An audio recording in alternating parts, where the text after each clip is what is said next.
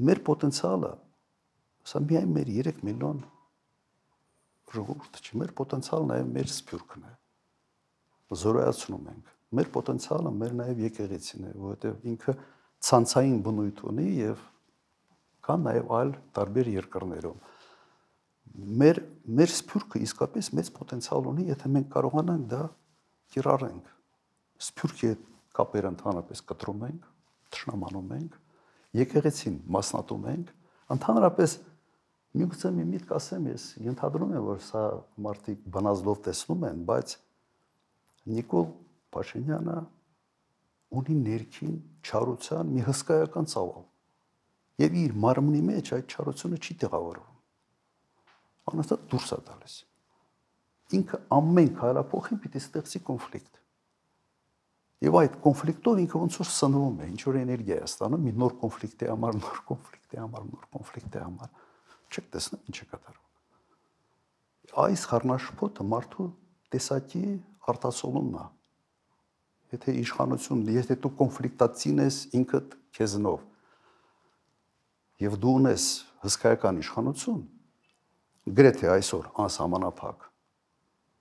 դու այդ կոնֆլիկտը ինչ որտեղ սկսում ես կիրառել, դու սկսում ես հակադրել, ոչ միայն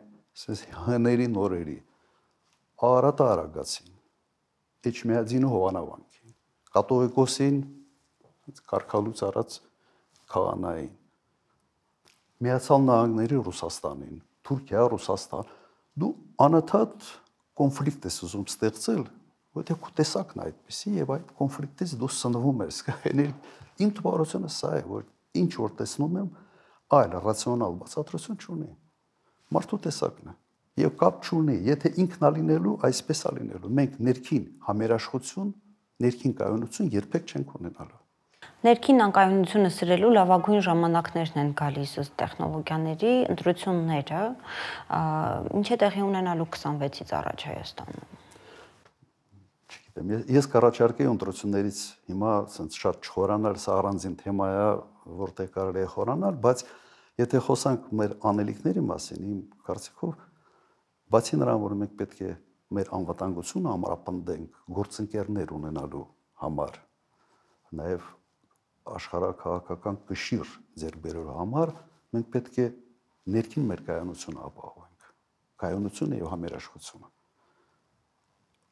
Այդ կոնֆլիկտները, որոնք ուտում են մեր հասարակությունը ներսից, մարդիկ օգնել են սրանից։ Սրան պետք է ուղղակի վերջ տալ։ Եվ նաև հետագա ընտրությունների կարևորությունը նաև դրանով է։ Մենք ընտրելու ենք մի իշխանություն, որը փորձելու է այդ համերաշխությունը ներսում ստեղծի, բերի, թե ունենալու ենք սրա շարունակությունը։ Մշտական sense կոնֆլիկտացին մի իշխանություն, որի հիմնական sense ոնց որ նպատակը մեկ ռացիոնալ բացատրությունն էլ չունես, լավ, եկեղեցին քեզ ինչու ախնգար։ Չէ, անպայման պետք է ստեղ բզենք, ընդ բզենք, ստեղ պրոբլեմ ստեղծենք, ընդ պրոբլեմ ստեղծենք։ Սա տեսակ է։ Հիմա կարող է սա տեսակ չի, սա հանրություն է, կարող։ Բայց սա տեսակ է, թե հանրությունը մենք իմանալու ենք իշխանապողությունից հետո, եթե մեր ժողովուրդը ուզում է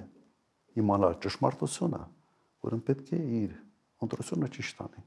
26 թվականին։ Այս չարությամբ լցված իշխանությունը չպետք է իշխանություն լինի։ Սուտ պատերազմի հետ կապված Նիկոլ Փաշինյանը հիմա մի թեզ է առաջ տանում, ասում է, այ տեսեք, այսօր, սիրելի հայրենակիցներ, սահմանին չեն կրակել։ Դե հո ամեն օր չենք արթնանա եւ լուրերով ասենք, որ այսօր եւս սահմանին չեն կրակել, այսօր էլ սահմանին չեն կրակել, բայց չեն կրակում։ Եվ այսինքն խաղաղության դարաշրջանը եկել է։ Մյուս կողմից Ալիևը շարունակում է իր ռետորաբանությունը սրել ու սրել։ Հիմա արդեն Սևանին գյոչա է ասում, բոլոր տեղանունները հայկական, այնտեղ սկսում են ներկայացնել ադրբեջանական ձևով։ Խաղաղության միֆ լինելն է ցույց տալիս այդ հայտարարությունները Ալիևի, թե այնուամենայնիվ իրոք եկել է խաղաղությունը եւ մենք հրաժարվում ենք տեսնել։ Դուք հավատում եք այս խաղաղությանը։ Չեն կրակում եք պատճառով։ Ինչ ուզում է առանց կրակելու տալիս ես։ Հրամար չի կրակում։ Ես չեմ հավատում որևէ խաղաղության, որը ամրագրված չի երաշխիքային ինչ որ մեխանիզմներով։ Չկա այսօր։ Ես կրկնեմ այն միտքը, որը վերջերս ասել եմ մամուլի ասուլիսի ժամանակ։ Այս խաղաղությունը ամբողջությամբ կախված է մեկ մարդու կամքից։ Կուզի այդ խաղաղությունը կլինի, հիմա ուզի խաղաղությունը չլինի, չի լինելու։ Դա Ալիևն է։ Ադրբեջանի նախագահը։ Դա խաղաղություն չի։ Հիմա մեր առաջարկը, որ այո, այս խաղաղությունը պետք է, բոլորը ձգտում են խաղաղության, բայց այդ խաղաղությունը պետք է ունենա երաշխիքներ։ Դա օրինակ ՄԱԿ-ի անվտանգության խորհրդի որոշումն է, դա երաշխիքային ինչ-որ մի համակարգ է։ Եվ տվյալ դեպքում հնարավորությունները շատ են։ Ես հիմա չեմ ուզում շատ խորանալ այդ թեմայի մեջ, բայց օրինակ ես ինչ կանեի համալրելու համար այս պայմանագիրը, որը ստորագրել են այդ հայտարարությունը, ստորագրել են Միացյալ Նահանգներում։ Օրինակ առաջարկեի եւս մի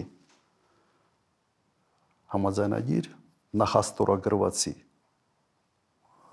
հետ զուգահեռ, որը այսպիսի հնչողություն միգուցե կունենար, որ այն համաձայնագրի երաշխիքային համակարգի ձևավորման մասին։ Էլի ամերիկյան կողմի հետ։ Դու ես համաձայնագիրը, ես նախաստորագրված համաձայնագիրը չես չեղարկում, ասում ես օքեյ, բայց առաջարկում ես երկրորդ փաստաթուղթը, որը կունենա երաշխիքային մեխանիզմներ այդ համաձայնագրի համար։ Եվ լավագույն տարբերակը կլներ, երբ երաշխավորողները լինեին եւ Միացյալ Նահանգներ, Ռուսաստան եւ Չինաստան։ Օրինակ, ինչ վատ առաջարկը Ալիևը շատ է խոսում, չէ, չինական բեռների մասին։ Տրամպի ճանապարհը եւ այլ։ Ուրեմն շահառուներից մեկը կլինի Չինաստանը, շահառուներից մյուսը կլինի Ռուսաստանը եւ կմնա նաեւ Միացյալ Նահանգները։ Ույս միշտ հնարավոր է քննարկել եւ այնպիսի առաջարկներ տալ, որոնք ոչ թե շղթում են այն ինչ որ արված է, այլ համալրում են դա եւ ամրացնում են։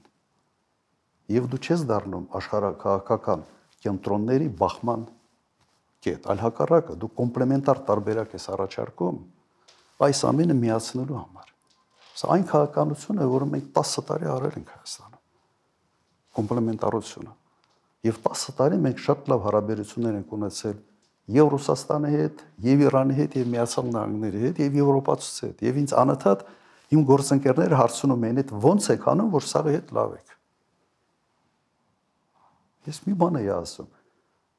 Ասում եմ, որովհետեւ մենք գիտենք ամեն մեկը ասած մի ցավող մազոլ ունի, կոպիտ ասած։ Չենք կողում դրա։ Փորձում ենք մեր հարաբերությունները կառուցել եւ դրսեւորվել ընդհանրապես այն դաշտում, որտեղ այս երկրները ունեն ընդհանուր շահեր։ Հիմա այս կոնկրետ եւս մի առաջարկ, ես Տրամպի ճանապարհի վրա մի առաջարկ տվել եմ, չէ՞։ Մասշտաբը մեծացնել պրոյեկտին, որից բոլորը կշահեն։ Եվ դու հակասությունների դաշտից կմտնես հակառակը, համագործակցության դաշտ, ավելի լայն։ Հիմա եւս առաջարկ։ Քանի որ այս հայտարարությունը չունի որևէ երաշխիքային համակարգ, Ստորագրել եւս մեկ։ Ստորագրել սրա հետ զուգահեռ եւս մեկ փաստաթուղթը, որը կունենա այդ երաշխիքային համակարգ։ Եվ փորձել, բանակցել, ներգրավել այդ երաշխիքային համակարգի հետ աշխարհի 3 այսօրվա գոյություն ունեցող աշխարհակաղակական կենտրոնների երկրներ, այս Միացյալ Նահանգներ, Ռուսաստան եւ Չինաստան։ Ինչ վատա, բանակցեք։ Հնարավոր է դրան հասնել, համոզված եմ հնարավոր է։ Բերելով ասա իրական խաղաղության, համոզված եմ բերելու է։ Այս մարդկանց խելք չի երիքում։ Կամ խելք չի երիքում, կամ պուլտը ուրիշ տեղ է։ Այդ պուլտը ով պահում է, ուրիշ կնոպկաներ է սխմում։ Դուք ըստեյության առաջարկեցիք այն մոդելը, հավանաբար, որով կսկսեիք բանակցությունները, եթե պուլտը ձեր ձեռքին լիներ։ Իհարկե։ Տարբերակներ կան։ Ուղղակի մարդ պետք է գիտելիք ունենա, մարդ պետք է այդ ցանկությունը ունենա, ու մարդ պետք է ուղղակի արհեստավարժության գոնե մի ինչ որ մակարդակ ունենա եւ թիմը պետք է արհեստավարժ թիմ լինի։ Վերջերս, եթե չեմ սխալվում, այս մի երկու օր առաջ էր Արարատ Միրզոյանին թուրքական մի լրագրող ինչ որ հանդիպման ժամանակ ասում է տպավորությունը այնպեսին է, որ Թուրքիայի արտգործ նախարարն է խոսում։ Իրականում այդպես է։ Ես ասում եմ, որ մեր արտգործ նախարարը պետք է խոսի որպես Հայաստանի արտգործ նախարար։ Բայց բավարար խելք, գիտելիք եւ ցանկություն ունենա իսկապես Հայաստանի սուվերեն որպես պետություն Հայաստանի քաղաքականությունը տանի։ Հալ ոչ թե տարբեր տեղերից, sense ով որտեղից մի քիչ ավելի ուժեղ բարթում, sense թեքվում են կողմի վրա, հետո իսկ կողմի վրա, հետո իսկ կողմի վրա։ Չեն կարողանա մի մոդել առաջարկեն, որը կլինի ներգրավման մոդել տարբեր պետությունների։ Իսկ դրա համար պետք է իրենց ընդհանուր շահերը փորձես միտեղ կենտրոնացնել եւ այդ դաշտում խաղալ։ Այլ ոչ թե դուրս գալ հակասությունների դաշտ։